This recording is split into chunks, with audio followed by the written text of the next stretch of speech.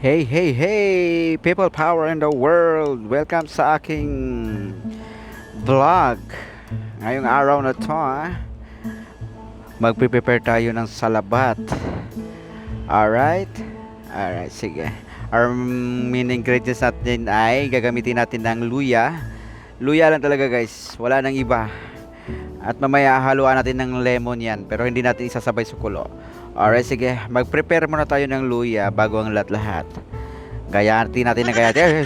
Press yung luya. Buhay na buhay. At tumatalon-talon pa nga, di ba? Alright, sige. Dire-diretso lang tayo. Gagawin pala natin ito, guys, ay ihiwain natin ng manipis yung luya. O, di ba? O, napaka-arte ng napaka-arte ng halimaw na barista natin. Alright, di ba? Syempre, ang pala guys, si FYI guys yung kutsilyo pala yan, yung ginamit na kutsilyo ni Shipboy Logro 20 years ago. Hindi nyo alam. Pinamana sa akin ni Shipboy Logro yan. Alright, sige. Dire-diretso lang tayo. Kailangan manipis na panipis yung paghiwa ng luya natin para kumatas yan ng kumatas pag kumulo yung tubig mamaya. Alright, sige. O nga pala, shoutout pala sa lahat ng tropa natin dyan. Sa lahat ng mga nakikinig dito sa estasyong ito. Shoutout sa inyong lahat. Alright, sige, dire-diretso lang tayo. Nipisan pa natin yung paghiwa dyan. Alright, diba? Yung host natin, napakagaling. Alright, sige. Sinimplihan yung pagdikdik ng luya, paghiwa. Alright. I think sa video ito, medyo mapapagod tayo sa voice over. Mahaba to, 15 minutes to. I think mamaya na tayo mag-voice over ulit. Dire-diretso lang tayo, guys. Alright, see you. Okay. Alright, sige, bago makalimutan natin, shoutout muna pala tayo. Team classmate, bigla shoutout. Junke, shoutout. Kuneho, Butlo, Commander. Kumusta yung kwenta rote sa Commander, ha? Huwag mo uloklohin lagi, Commander. Junel, shoutout. Bro Benny, Daimar J, bigla shoutout. Mother Earth, bigla shoutout. Kay Umbok, kay Gito Bowl, Chanjoms, mga shoutout, Madam MB, Mamita, Mamalus, mga shoutout.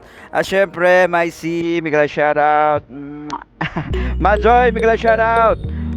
Maraming shoutout sa inyong lahat. At sana'y nasa mabuting kalagayan kayong lahat dyan. Alright. At syempre, shoutout din pala sa ating mami dyan, Mami V. Shoutout Doña Arsenia, mga shoutout by Reg. Gracias sa mga nakalimutan ko, pasensya na kayo guys. Next time, sana hindi ko na kayo makakalimutan. Alright, sige. Continue tayo sa ating video. Thank you.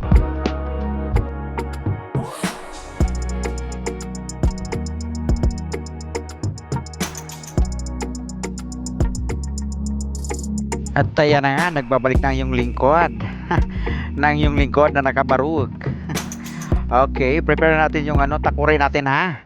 Takurin na paglulutuan natin guys. Ayan yan yung paglulutuan natin ng yan natin pakukuluan. Ilagay natin yung luya na yan. Kasi pagkatapos na yan, walang problema yan. Tayo na naman ang inom yan. Siyempre, pag guess na yung inom natin guys, or order ng customer, huwag natin hayaan naging ganyan, okay? Kasi, mayayari tayo niyan. Since tayo lang naman ang inom yan, bahala na si Batman. Alright, sige. Nagmamagaling ulit tayo dyan ha. Nagustuhan ko lang talaga yan. Luya na talaga muna ang ilalagay ko dyan. Hindi ko alam talagang paano gumawa ng tunay na salabat. Okay, so ayan. Ang ilalagay natin tubig dyan ay dalawang drum na tubig, di ba? 2 drum na tubig lagay sapat na para sa lalamunan nating naghahanap ng hagod. Alright, sige.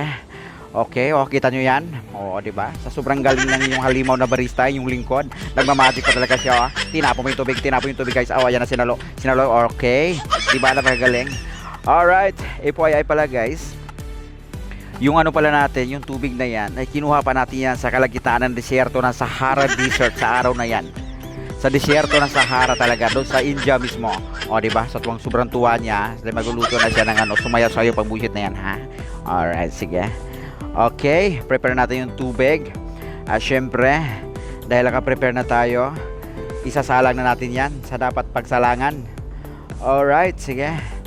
Maraming salamat sa iyong lahat guys. At aantay na lang natin kumulo yan. At siset natin yan ng 30 minutes. Actually 7 minutes lang yung pakulo niyan guys. May monitoring naman tayo dyan. Alright, see you. Antay na lang natin yung pagkukulo dyan. At maya maya bibiglayin natin yung pagpakulo dyan. Okay, see ya.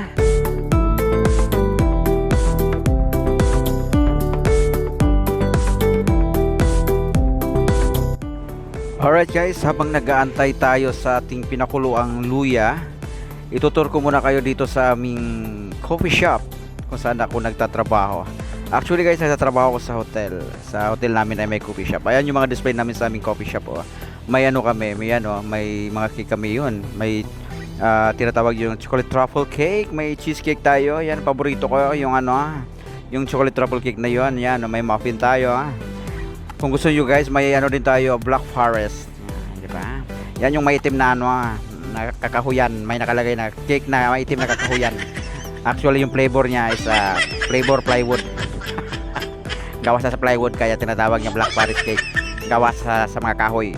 Ayan wala pa yung natin. Hindi pa kumukulo. Habang nag-aantay tayo sa kulo, itutur ko muna nga kayo dito sa aming hotel. Ipapakita ko sa iyo, ipapainggit ko sa inyo ang kagandahan ng aking pinagtatrabahuan. Alright, gumagamit pala kami ng Costa product guys sa aming coffee shop. Ayan Kung may time kayo guys, kung nandito kayo sa area namin, bisita lang kayo dito. Akong bahala sa inyo. Ako rin ang kawawa. Shit. Alright, sige. Ayan hindi ko alam. Hindi ko lubos sa kalain. Ba't puro bulaklak yung namin? May duda ako sa may-ari ng hotel namin Parang may something sa kanya. Siguro may tabas yung kilay niya o whatever. Diba? Ayan ang daming bulaklak kayo sa namin. Ba't kaya gusto niyang may bulaklak sa namin? Sa hotel namin. Ayan siyempre. Diba? Pinapaingit ko sa inyo yung may cookies kami. Ayan may ganyan kami. Ganyan. Basta may ganyan kami. Papaingit ko sa yung may laptop kami. Ayan yung dingding namin. Alright, welcome pala sa aming lobby area guys, which is may free drinks kami. Paghakbang pala ng pintuan nyo. Yun, may Arabic coffee tayo dun. At syempre may juice tayo sa mga nauuhaw dyan. Syempre galing sa labas, sobrang init ng panahon. Nakaharap sa inyo ang juice agad. Kahit magtatanong lang kayo, may libreng inumin na kayo Ganyan yung accommodate, yung pag-accommodate ng guest namin dito sa aming hotel. Kaya punta na kayo dito guys. At makikita nyo kung gaano kaganda yung hotel namin. Ayan ulitin ko nga guys. Malaki yung pagdududa ko talaga sa may-ari ng hotel namin. Gustong-gusto niyang bulaklak Parang talaga, may something talaga sa may-ari ng hotel namin dyan May tabas talaga yung kilay niyan, buisit na yan. Diba, ang ganda ng mga bulaklak namin guys. Isang araw may mga bubuyog bigla pupunta dyan. Atakihin ng bubuyog yung hotel namin. Alright. Sige, dire-diretso tayo Ayan siyempre sa loob ng hotel namin, hindi nyo alam may swimming pool. Diba? Alright, ganda. Napakaliwalas tingnan. Siyempre, magaganda talaga yung araw natin pag ganyan mga klase ng mga spot na makikita natin. Alright, welcome sa aming pool area. Beautiful, beautiful, beautiful, beautiful day.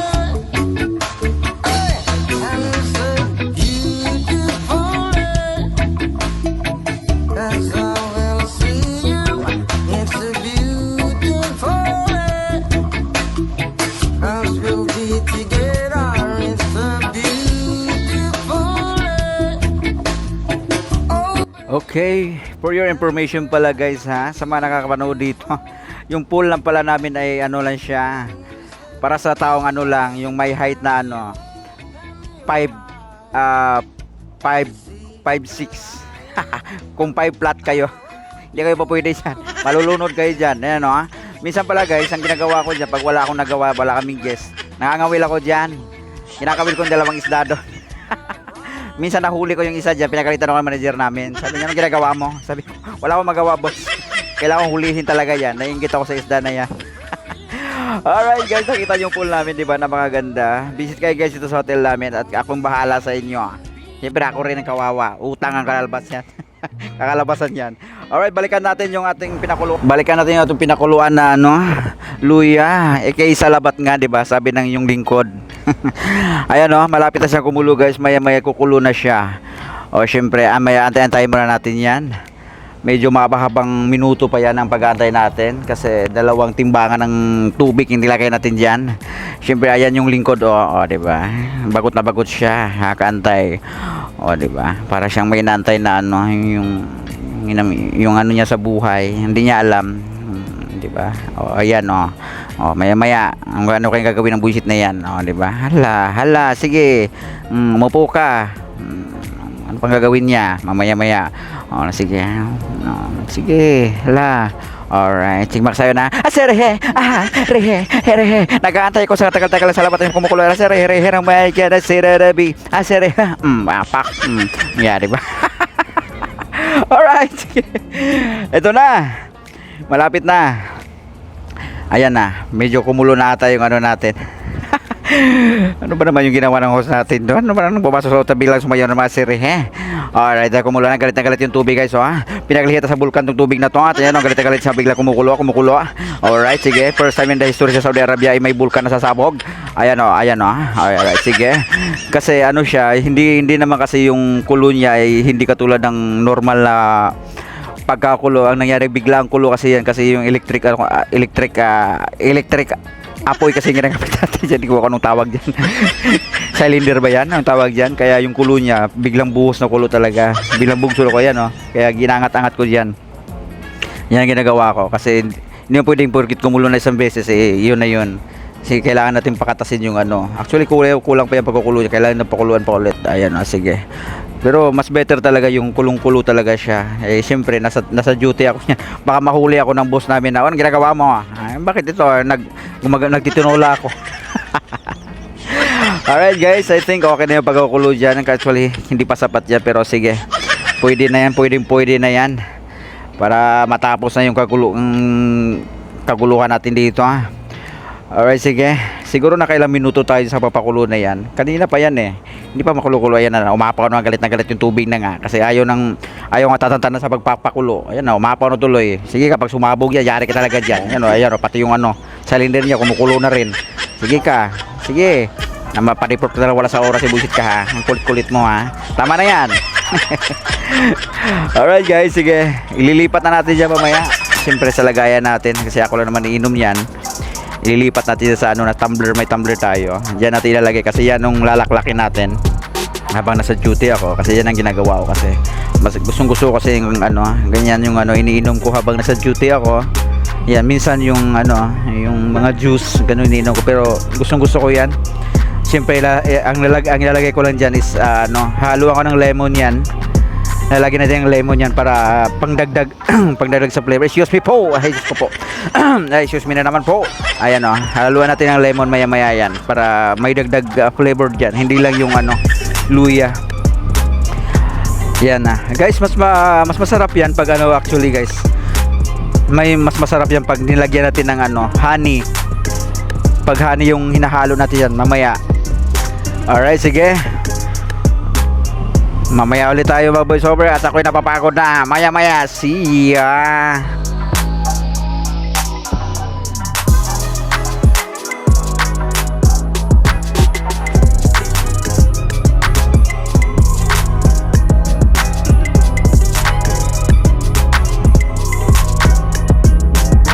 Alright, sige, ayan na. Mamubura tayo ng lemon dito.